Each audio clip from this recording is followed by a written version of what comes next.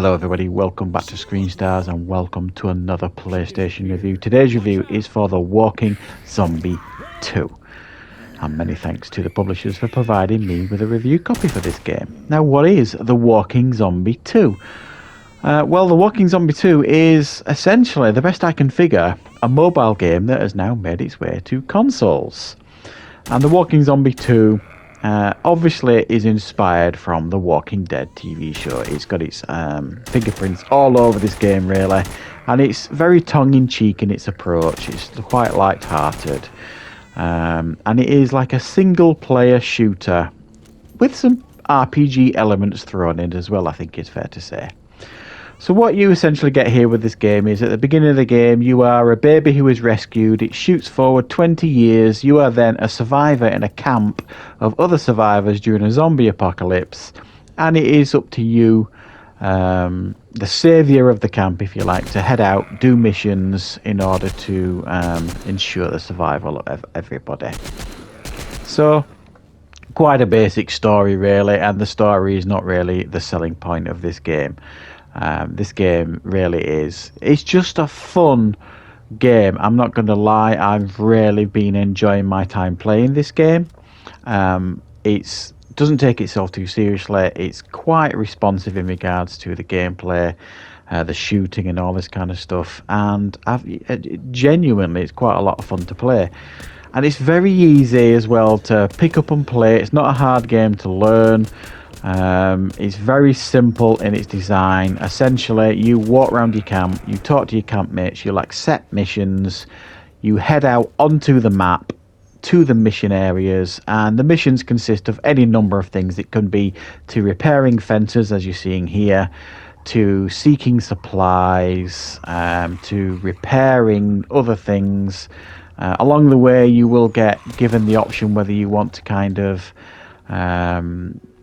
stop and do other quests. There might be other people on the road that will offer you a little quest or even attack you, that sort of thing. So it's really simple to play. The missions themselves last minutes really. It's very easy to digest. The missions don't take long. Like I say, it's just go to this point, do this, go to the other point, do that, and along the way you'll have to kill zombies.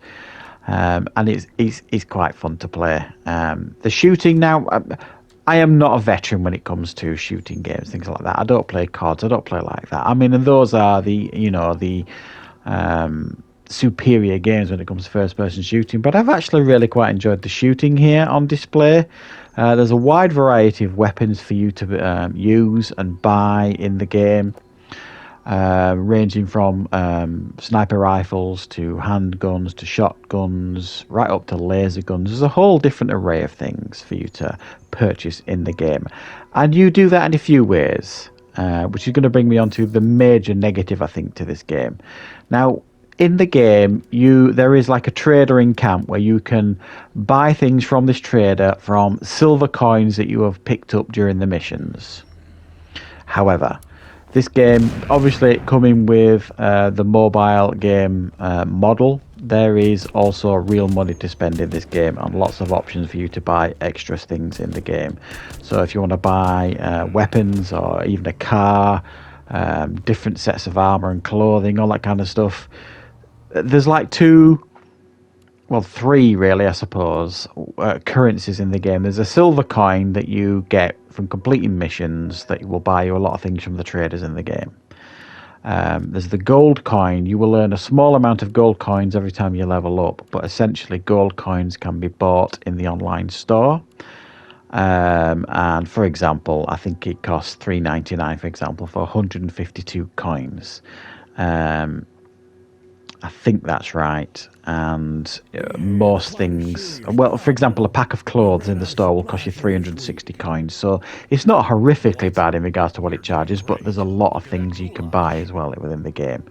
But you can't just purchase them with gold coins. You can also purchase them with real money within the store as well. And the game does constantly remind you that this service is available within the menus and things like that.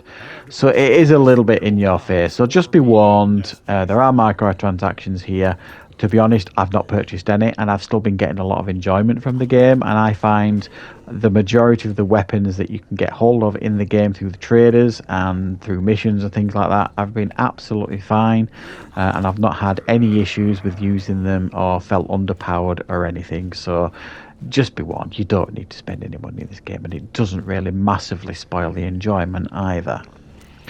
So within the camp then, I mean, within your inventory, so to speak, you've got like a map that lets you travel around to certain different missions. You've got your inventory where you will retain your weapons, and you can fully upgrade all your weapons that you collect in the game. You've got like a backpack that will hold a certain amount of items, and this is again a bit of a negative. You can buy a bigger backpack for real money in the store, but again, I've not felt the need to do that. There's a trunk that opens up at level 4 that allows you to store items in the trunk, and again, if you want to buy a bigger trunk, that option's available. You can spend real money and buy a bigger trunk. You've got your character who you can skill up. This is like where the RPG elements come in. You can upgrade the skills in a whole array of different areas. You know, firearms, health, defense. So there's loads. There's at least about 10 to 15 skills that you can upgrade, and then you've got perks as well that you can activate in the game. And perks will give you things like random 10 skill points on one of the skills. It will allow you to read books to make your skills more powerful in the game, so on and so forth. And you pick them up fairly regularly within the game. So every time you level up and things like that, you'll get a few skill points, and then occasionally you'll get some perk points that you can use. So the missions, like I say, are quite digestible and easy to play, and they're quite varied as well. And I've really been enjoying getting stuck into the missions for the most part, and chatting to your campmates.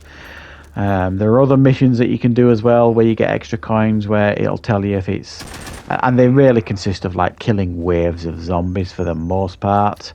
And you'll go into a mission and it'll tell you to defend the area or kill certain waves of enemies. And depending on... Those will be like easy, medium or hard for the most part. You'll get like better rewards for some of those as well. But it is really quite a simple gameplay loop. You'll walk around your camp, you'll pick up missions, you'll head into the mission areas. You'll be given the option to accept random encounters now and again, or you can just head straight to the mission area, do the mission, and like I say, the missions, anything from 2 minutes to 5 minutes worth of a mission really. They do actually get quite tense, some of the missions as well, in regards to, being attacked by zombies and them charging at you. And there's a good variety of zombies that are coming at you. And in regards to how the game looks, you can see yourself, it's got like these kind of modern polygon graphics that do everything you want them to. When the zombies are being blown up to smithereens, you can see bits flying off them, all that kind of stuff. It's suitably impressive in that department. So if you like games that look like this, I think you're not really going to have a problem with how the game looks, and certainly how the game plays. I've had no issues. It's very smooth to play. I've had no crashes since I've been playing it, and to be honest, I've been getting a lot of enjoyment from this game. So it's not expensive to pick up. If you're looking for a very simple like zombie shooter with some mild RPG elements in here, and you don't mind the microtransactions too much, this might be worth picking up, guys. I'm going to give it a 7 out of 10. Honestly, I would probably have scored it maybe an 8 out of 10 if it wasn't for the microtransactions that are really quite heavily involved in the game. But definitely worth checking out if this is something that you think might interest you. So I hope you found this review useful. Thank you very much for watching. I will be back with more content on the channel very, very soon.